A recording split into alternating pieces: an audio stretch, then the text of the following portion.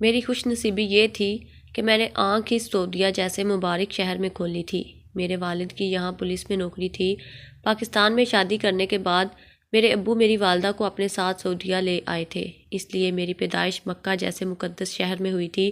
میری والدہ حافظ قرآن تھی، اس لیے کلام پاک کی بہت سی صورتیں میں نے اپنی والدہ سے حفظ کی تھیں۔ میں نے شروع سے ہی ایک پاکیزہ ماحول پایا تھا۔ میری والدہ بہت نیک تھی۔ میرے والد بھی ایک ایماندار پولیس والے تھے۔ میرے والد کی خواہش تو یہ تھی کہ ان کی پہلی اولاد بیٹا پیدا ہوتا، کیونکہ وہ چاہتے تھے کہ ان کا بیٹا بھی بڑا ہو کر پولیس انسپیکٹر بنے۔ بدقسمتی یہ تھی کہ میرے بعد ان کی دوسری اولاد بھی نہ ہوئی۔ جب میں نے ہوش سنبھالا تو اپنے والد کی خواہش کئی بار سنی تھی، تبھی ارادہ کر لیا کہ میں انہی کی طرح سے ایماندار پولیس والی بنوں گی۔ اس لیے میں نے بڑی ہو کر پولیس کی لائن جوائن کی تھی۔ میرے والد یہ خوشی بھی نہ دیکھ سکے۔ میں ابھی ٹریننگ میں تھی، ایک حادثے میں ان کی موت واقع ہو گئی تھی۔ جب تک میں پولیس انسپیکٹر بن کر آن ڈیوٹی لگی، میری والدہ بیمار رہنے لگی تھی۔ میری پوسٹنگ جدہ میں ہو چکی تھی۔ مجھے 1 سال ہوا تھا ڈیوٹی دیتے ہوئے کہ میری والدہ کا انتقال ہو گیا۔ بہت کم عمری میں ہی میں نے یہ دکھ دیکھ لیے تھے، اور اب میرا مقصد صرف ایمانداری سے کام کرنا تھا اور اپنے والد کا نام روشن رکھنا تھا۔ اس لیے میں جس کے کیس میں ہاتھ ڈالتی اس میں کامیاب ہوتی تھی۔ وجہ یہ تھی کہ میں اپنا کام ایمانداری سے کرتی تھی، نہ کبھی رشوت لی اور نہ ہی کبھی کسی مجرم کو بھی بنا سزا کے چھوڑا۔ اسی لیے کم سالوں میں ہی میں اپنے افسران کے سامنے اپنی قابلیت کا سکہ منوا چکی تھی۔ انہی دنوں ایک کیس میرے سامنے رکھا گیا۔ وہ یہ کہ سننے میں آیا تھا کہ ایک رہائشی علاقے میں ایسا گروہ آباد ہے جو عربی لوگوں کا لبادہ اوڑھے ہوئے عورتوں کی اسمگلنگ کرتا ہے۔ یہ رپورٹ پکی تھی، لیکن وہ گروہ نہایت ہی چالاک اور چال باز تھا کہ اب تک پکڑا نہیں گیا تھا۔ جب یہ کیس میرے سامنے ڈسکس کیا گیا تو میں نے اپنے سینئر افسران سے کہا کہ اس کیس کو آپ میرے حوالے کر دیں۔ میرے افسران کہنے لگے کہ بڑے بڑے پولیس والوں نے اپنی کوشش کر کے دیکھ لی، لیکن انہیں بھی آج تک ان کے خلاف کوئی ثبوت نہیں مل پایا، اور آپ تو ایک ناتجربہ کار اور کم عمر سی انسپیکٹر ہیں۔ یہ بڑا رسک ہم لوگ لے نہیں سکتے، مشکل کام ہے، آپ کی جان بھی جا سکتی ہے اور عزت بھی۔ میں نے کہا جب میں نے پولیس کی نوکری کو جوائن کیا تھا تو میں نے اسلامی ملک کی خاطر اپنی جان مال اور عزت دینے کا عہد کیا تھا۔ آپ میری پرواہ مت کریں، میں اپنے مشن سے کامیاب ہو کر ہی لوٹوں گی اور پورے ثبوت کے ساتھ انہیں پکڑوں گی۔ افسران نے مجھے بہت حوصلہ افزائی دی تھی۔ میں نے کہا کہ میں وہاں پر بیس بدل کر ایک ملازمہ بن کر جاؤں گی۔ ملازمہ بہت جلد کر کے معاملات کو سمجھ جاتی ہے، میرے لیے اس طرح سے اپنا کیس حل کرنا اور بھی آسان ہو جائے گا۔ سینئر افسران کو میری یہ بات بہت پسند آئی تھی، اس لیے میں نے پولیس کی وردی اتاری اور ایک عام سی ملازمہ بن کر اس گھر میں نوکری لینے کے لیے چلی گئی۔ ذرا سی پیش رفت کے بعد مجھے وہاں ملازمت بھی مل گئی۔ وہاں کی صفائی ستھرائی کے کام میری ذمہ داری تھی۔ بہت بڑا بنگلہ تھا اور وہاں رہنے والی عربی 1 سے زائد شادی کرنے کے عادی تھے۔ بظاہر وہ 2 بھائیوں کا بنگلہ تھا جن کی 2 بیویاں تھیں۔ میرے لیے یہ حیران کن بات تھی کہ ان کی بیویوں میں بہت اتفاق تھا۔ وہ پاکستانی خواتین کی طرح سے جیلسی کا جذبہ نہیں رکھتی تھی۔ بظاہر میں کمروں اور گھر کی صفائی کرتی، لیکن میری نظر حویلی کے خفیہ ٹھکانوں کی طرف لگی رہتی۔ پھر وہ لوگ سیکیورٹی کے معاملے میں بے حد سخت تھے۔ جب میں ان کے بنگلے میں داخل ہوتی تو میری پوری طرح تلاشی لی گئی تھی کہ کہیں میرے پاس کوئی موبائل یا اسلحہ میں کوئی ایسی چیز تو نہیں۔ انہوں نے گارڈ کے ساتھ ساتھ ہونہار جنگلی کتے بھی پال رکھے تھے۔ سب سے پہلے جب ان کے گھر میں داخل ہوئی تو ان ہونہار کتوں نے مجھے سونگھا تھا۔ بے شک میں ایک پولیس والی تھی، ایک عورت کا دل بھی اپنے اندر رکھتی۔ لمبے چوڑے ہونہار قسم کے کتوں کے سامنے میرا ڈر جانا فطری سی بات تھی۔ جس کام کے لیے میں آئی تھی وہ اتنا آسان نہیں تھا جتنا شاید میں سمجھ بیٹھی تھی۔ میں نے کمروں کی صفائی کے دوران کمروں کی تلاشی بڑی اچھی طرح سے لی تھی، لیکن مجھے ایسا کچھ نہیں ملا تھا۔ اس بنگلے کے اوپر کے پورشن میں مجھے جانے کی اجازت تھی کیونکہ وہ خالی پڑا تھا۔ 1 مہینہ ہو چکا تھا مجھے وہاں کام کرتے ہوئے، لیکن میرے ہاتھ کچھ بھی نہیں آیا تھا۔ میں بہت مایوس سی ہو گئی تھی جب ایک دن مجھے امید کی کرن نظر آئی۔ ہم ملازمین کے لیے الگ کوارٹر بنائے گئے تھے، ہم لوگ وہیں رہتے تھے۔ ایک بار میں نے اس عربی کی گاڑی میں ایک حسین لڑکی کو آتے ہوئے دیکھا جو بے حد حسین تھی، لیکن اتنی ہی ڈری سہمی ہوئی تھی۔ میں چوکنی سی ہو گئی۔ میری نظر اب اس لڑکی پر تھی جو بے حد گھبرائی ہوئی تھی، چہرے سے ڈری سہمی سی تھی۔ اسے مہمان کہہ کر اس عربی کی بیوی نے مجھ سے متعارف کروایا تھا، لیکن عجیب بات یہ تھی کہ وہ عربی کی بیویاں ویسے تو اٹھ کر ایک گلاس پانی بھی خود نہیں پیتی تھی، لیکن میں حیران تھی وہ اس لڑکی کو کھانا پانی اور ضرورت کی ہر چیز ملازمہ کی بجائے خود دینے جاتی تھی، یہاں تک کہ مجھے بھی اس کمرے میں صفائی کرنے کا حکم نہیں تھا۔ مجھے پورا یقین ہو چکا تھا کہ وہ لڑکی یقیناً اغوا کی گئی ہے، لیکن میں کیسے اس تک پہنچ سکتی تھی؟ رات کے 9 بجے کے بعد ہمیں کوارٹرز میں بھیج دیا جاتا تھا۔ ان کے گھر کے اندر 9 بجے کے بعد کیا ہوتا تھا میں بالکل جان نہیں پاتی تھی۔ میں نے بہت چاہا کہ اس کی بیویوں کا اعتماد جیت سکوں، وہ مجھ سے کوئی نہ کوئی بات کرے، لیکن وہ عورتیں ملازموں کے ساتھ کوئی بات نہیں کرتی تھی سوائے کام کی بات کے۔ میرا دل اب بے چین سا ہونے لگا تھا۔ میں رات کو اپنے کوارٹر سے باہر آ گئی۔ اس کمرے کی ایک کھڑکی باہر کھلتی تھی۔ میں نے سوچا کہ کیوں نہ میں اس کھڑکی کو کھول کر دیکھوں، شاید وہ کھڑکی کھل جائے اور میں یہ دیکھ سکوں کہ وہاں ہو کیا رہا ہے۔ میں اس کمرے کی کھڑکی کے پاس بڑے محتاط انداز سے پہنچی تھی، لیکن وہ لوگ بہت تیز اور چالاک تھے۔ کھڑکی اندر سے لاک تھی۔ میں بہت مایوس سی ہو گئی تھی۔ اس سے پہلے کہ میں واپس لوٹتی، مجھے اس کمرے میں سائے سے نظر آنے لگے، کچھ آوازیں بھی آنے لگیں، لیکن وہ عجیب و غریب قسم کی زبان میں بات کر رہے تھے۔ نہ وہ عربی تھی، نہ اردو اور انگریزی، نہ جانے کون سی زبان تھی جس میں وہ بات کر رہے تھے۔ پھر مجھے اس لڑکی کی سسکیاں سنائی دیں، لیکن وہاں میرے رکنے کا مقصد کچھ نہ تھا، کیونکہ مجھے یہ نہیں معلوم تھا کہ ان کے بیچ بات چیت کیا ہو رہی ہے۔ میں واپس پلٹنے لگی تو میرے قدم اس کی آواز سے جکڑے جا چکے تھے۔ وہ اردو زبان میں بول رہی تھی، خدا کے لیے مجھے چھوڑ دو، میں نے تم لوگوں کا کیا بگاڑا ہے؟ وہ لڑکی روتے ہوئے کہہ رہی تھی۔ میں واپس وہاں اس کھڑکی کے پاس آ گئی تاکہ اور باتیں بھی سن سکوں، لیکن پھر کمرے کا دروازہ کھلا تھا اور اس لڑکی کو شاید کمرے سے باہر لے جایا جا رہا تھا۔ اب اس کی آوازیں گم ہونے لگی تھی، جیسے اب وہ کمرے میں نہ تھی۔ میں ابھی یہی سوچ رہی تھی کہ شاید وہ لوگ اس لڑکی کو اوپر کے پورشن میں لے کر گئے ہوں گے جب جٹ سے کھڑکی کھلی تھی۔ میری تو جان ہی نکل گئی تھی۔ میں فوراً سے دیوار کے ساتھ لگ کر نیچے اپنا سانس روک کر بیٹھ گئی تھی۔ وہ اس عربی کا چھوٹا بھائی تھا جسے شاید یہ شک ہوا تھا کہ کھڑکی کے باہر کوئی موجود ہے، اس لیے وہ اب دائیں بائیں دیکھ رہا تھا، لیکن میں بالکل دیوار کے ساتھ لگی کھڑی تھی۔ اس کے بعد کھڑکی بند ہو گئی۔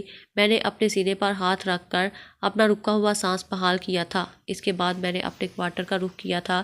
جلدی سے میں اپنے کوارٹر میں آ کر لیٹ گئی، کیونکہ اگر کسی کو یہ شک ہو گیا کہ وہاں کوئی موجود تھا تو وہ لوگ ضرور وہیں پہنچ گئے، اور ایسا ہی ہوا تھا۔ چند منٹ بعد ہی قدموں کی چاپ مجھے اپنے کوارٹر سے آگے جاتی ہوئی سنائی دی، وہیں کھڑکی کے پاس جہاں میں کچھ دیر پہلے کھڑی تھی۔ اس کے بعد مجھے اس جگہ کتے بھونکنے کی آوازیں آنے لگیں۔ ان کتوں کے تصور ہی مجھے خوف سا آنے لگا تھا، کیونکہ وہ کافی لمبے چوڑے ہونہار کتے تھے۔ میرا دل اس وقت بڑی زور سے دھڑک رہا تھا۔ میں سونے کی کوشش کرنے لگی۔ میں تو سمجھی تھی کہ بات یہیں ختم ہو جائے گی، لیکن ایسا نہیں ہوا تھا۔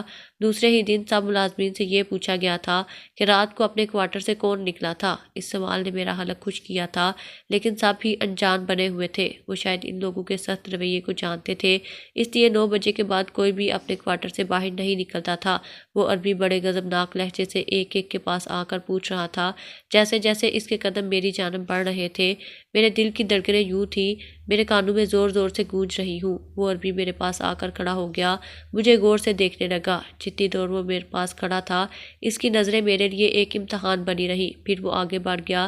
اس کے بعد سے پہرے داری میں اور بھی سختی آ گئی تھی۔ کافی دن بعد مجھ سے اس کمرے کی صفائی کا کہا گیا جہاں وہ لڑکی ٹھہری تھی، لیکن آج وہ کمرہ خالی تھا۔ کمرے کی چادر بری طرح سے بکھری ہوئی تھی اور کمرے میں ایک عجیب قسم کی بو تھی۔ میں نے پردے کھڑکی کے پاس سے ہٹا دیے اور بیڈ کی چادر بچھا کر جھاڑو دینے لگی۔ جب میری نظر کچرے کے باسکٹ پر پڑی، اس کے اندر میں نے انجیکشن کی خالی سرنج اور ٹوٹے ہوئے انجیکشن دیکھ کر میں نے فوراً سے باہر نکالے اور پڑھنے لگی کہ وہ انجیکشن کس کام کے لیے استعمال ہوتے ہیں۔ وہ نیند کی ہیوی ڈوز تھی، جس کے لگتے ہی بندہ چند سیکنڈ میں بے ہوش ہو جاتا ہے، پھر اسے 24 گھنٹوں سے پہلے ہوش نہیں آتی۔ میں نے اس باسکٹ کے اندر مزید چیزوں کو دیکھنے کی کوشش کی تو جلے ہوئے سگریٹ تھے۔ اس کے بعد جو میری آنکھوں نے دیکھا مجھے ایک اذیت سے دوچار کر گیا۔ ایک سگریٹ پر خون لگا ہوا تھا، جسے یقیناً اس لڑکی کے بازو پر جلتا ہوا لگایا گیا تھا۔ اس کے زخم سے رسنے اون سے وہ سگریٹ بجھ گیا ہو۔ میری نظروں کے سامنے وہ لڑکی نظر آنے لگی، ڈری سہمی معصوم سی لڑکی۔ میں نے وہ سب چیزیں واپس رکھ دیں، کمرے کی صفائی کی اور باہر آ گئی، لیکن مجھے یہ بات بھی پریشان کر رہی تھی کہ آخر وہ لڑکی گئی کہاں۔ ایک بار دونوں عربی گھر پر موجود نہ تھے۔ ان کی بیگمات بھی دوپہر کا کھانا کھاتے ہی اپنے کمروں میں چلی گئی۔ کچن میں کام کرنے والی باورچن بھی آرام کی غرض سے اپنے کوارٹر میں چلی گئی، لیکن میرے دماغ سے تو وہ لڑکی ہی نہیں جا رہی تھی جس کے بارے میں میری مالکن نے یہ بتایا کہ وہ واپس جا چکی ہے۔ اس لیے میں اوپر کے پورشن میں آ گئی۔ وہاں جتنے بھی کمرے تھے بند تھے۔ میں نے آہستہ آہستہ ان سب کمروں کو دیکھا، سب کمرے ہی لاک تھے۔ میں نے ان کمروں کی کھڑکیاں کھولنے کی کوشش کی تو ایک کمرے کی کھڑکی کھل گئی، وہ کمرہ خالی تھا۔ میں اس کمرے میں آ گئی۔ وہ کمرہ کسی اسٹوڈیو کی طرح سے چنا ہوا تھا، جہاں ایک اسٹینڈ میں کیمرہ لگا ہوا رکھا تھا اور ایک سنگل بیڈ تھا، باقی سارا کمرہ خالی تھا۔ میں اس کمرے کے پاس آ گئی۔ میں نے جب اس کیمرے کو آن کیا تو جو شرمناک ویڈیو اس لڑکی کی بنائی گئی تھی، میں نے وہ کیمرہ بند کر دیا۔ اس کیمرے کی وجہ سے مجھے یہ تو معلوم ہو ہی چکا تھا کہ وہ لوگ لڑکیوں کو غیر قانونی طریقے سے یہاں لا کر ان کی شرمناک ویڈیو بنا کر انہیں دوسرے ممالک میں اسمگل کرتے ہیں، لیکن میں یہ نہیں جان پائی تھی وہ لڑکیوں کو چھپا کر کہاں رکھتے ہیں۔ میں اس کمرے سے باہر آ گئی، واپس نیچے پہنچ گئی۔ ابھی تک میں اس جگہ نہیں پہنچ پائی تھی جہاں ایسی لڑکیوں کو رکھا گیا تھا۔ میں بے حد پریشان سی ہو کر رہ گئی تھی کہ ان لڑکیوں تک پہنچ کر انہیں بچا سکوں۔ ایک بار میں نے رات کے وقت اپنے کوارٹر کے باہر قدموں کی چاپ سی سنی تھی، جیسے وہاں سے چند لوگ گزرے ہوں۔ میرے کان ان آوازوں پر کھڑے ہو چکے تھے۔ میں اپنے کوارٹر کے دروازے کے پاس کھڑی تھی۔ میں نے ذرا سا دروازہ کھولا تو چند لڑکیوں کو وہ گارڈ وہاں سے لے جا رہے تھے۔ لڑکیوں کے ہاتھ پیچھے کر کے باندھ رکھے تھے، ان کے منہ پر بھی پٹی باندھی ہوئی تھی تاکہ ان کی آواز کوئی سن نہ سکے۔ اس وقت میرا کمرے سے باہر نکلنا خطرے سے خالی نہ تھا، لیکن میں یہ سمجھ گئی تھی کہ یقیناً پچھلی جانب بھی کوئی ایسا خفیہ کیمرہ موجود ہے جہاں لڑکیوں کو رکھا جاتا ہے۔ اگلے روز صبح کو میں اس پچھلے حصے میں پہنچ گئی، لیکن یہاں پر گھنے درختوں کے علاوہ اور کچھ نہ تھا۔ میں نے بہت کوشش کی، شاید وہاں پر کوئی تہہ خانہ یا کوئی کمرہ موجود ہو، لیکن ایسا کچھ نہ تھا۔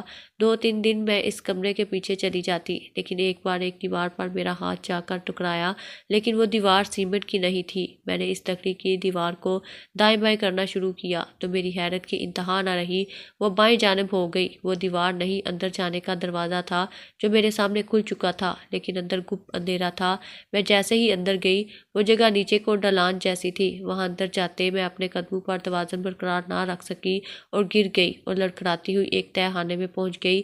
جہاں میں پہنچی تھی وہاں روشنی موجود تھی، اس لیے جب میں نے وہاں دیکھا بہت سی لڑکیاں وہاں موجود تھیں جنہیں رسیوں سے باندھ رکھا تھا، جن کی ابتر حالت دیکھ کر مجھے ان کے ساتھ کی گئی زیادتی کا اندازہ ہو چکا تھا۔ اس سے پہلے کہ میں ان سے کچھ پوچھتی، مجھے کمرے کا دروازہ بند ہونے کی آواز سنائی دی، پھر کسی کی اس ڈھلان سے نیچے اترنے کی۔ میرا دل دھک سے رہ گیا تھا۔ سامنے اب وہ عربی کھڑا تھا۔ اسے دیکھ کر تو میری رنگت ہی اڑ گئی تھی۔ بے شک میں ایک پولیس والی تھی، لیکن اس وقت بنا کسی ہتھیار کے تھی اور پکڑی بھی جا چکی تھی۔ وہ عربی بڑے غضبناک انداز سے میرے پاس پہنچا اور میرے مقابل کھڑا ہو گیا۔ کہنے لگا، تم نے مجھے بیوقوف سمجھ رکھا تھا لڑکی، تمہاری حقیقت تو میں اسی وقت جان گیا تھا جب تم کھڑکی سے اندر جھانکنے کی کوشش کر رہی تھی۔ اگلے روز جب سب ملازمین سے میں پوچھ رہا تھا تو میرا 100% شک تم پر تھا، اس لیے میں نے تمہاری ساری انفارمیشن نکلوا لی تھی۔ اسی لیے تمہیں پورا موقع دیا کہ تم جس مقصد کے لیے آئی ہو وہ شوق بھی پورا کر لو۔ ہمارے پورے گھر میں کیمرے لگے ہوئے ہیں، اس لیے کون کیا کر رہا ہے اور کیا نہیں ہم سب جانتے ہیں۔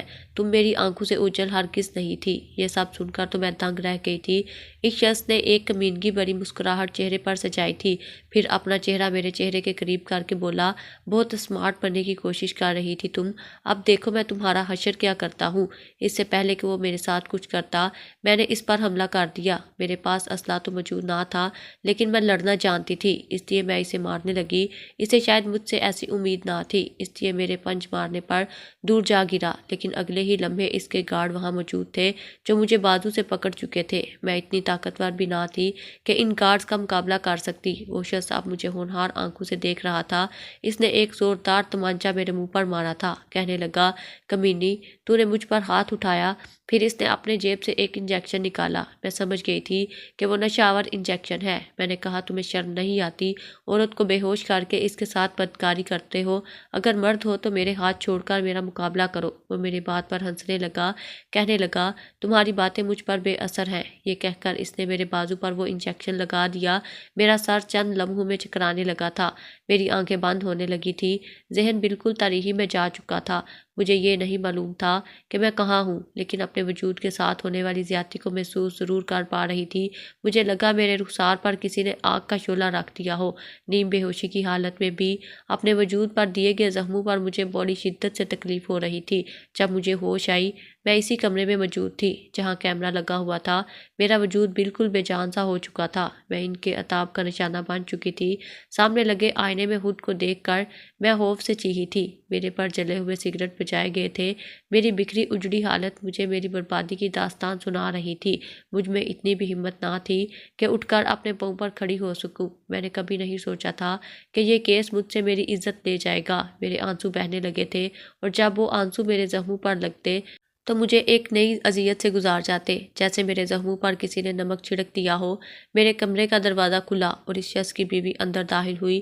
وہ کھانے کی ٹرے رکھ کر چلی گئی۔ میں نہ جانے کب سے بھوکی تھی کہ کھانا دیکھ کر مجھ سے رہا نہیں گیا۔ میں نے پیٹ بھر کر کھانا کھایا تھا۔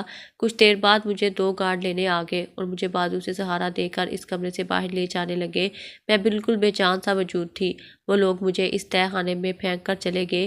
میں وہاں لڑکیوں کو بچانے آئی تھی، انہیں تحفظ دینے آئی تھی، لیکن خود بھی برباد ہو چکی تھی۔ پھر وہ دونوں عربی اس تہہ خانے میں آ گئے، میرے پاس آ کر ہنسنے لگے۔ ان میں سے ایک کہنے لگا ہم کسی اور ملک کے باسی ہیں، یہاں نقلی عربی بن کر آئے ہیں، اور آج رات تک تمہیں بھی غیر قانونی طریقے سے اسی ملک لے جائیں گے۔ پھر تم لوگوں سے جسم فروشی کا کام لیا جائے گا۔ جب تک تمہاری پولیس کی ٹیم یہاں پہنچے گی تم بھی یہاں سے ازمگل ہو چکی ہوگی۔ وہ یہ بات کرنے کے بعد میرے پاس آ کر جھک گیا، کہنے لگا تمہاری ویڈیو بھی بہت جلد وائرل ہو کر تمہارے افسران کے پاس ہمارا منہ توڑ جواب بن کر پہنچے گی۔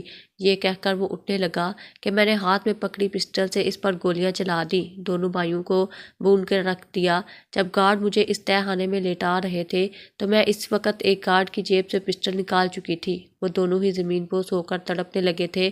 کچھ دیر بعد ہی وہ مر چکے تھے۔ پولیس کے سائرن کی آواز پر میں پھر سے ہوش سے غافل ہوئی تھی۔ میں نے اپنا مشن پورا کر دیا تھا۔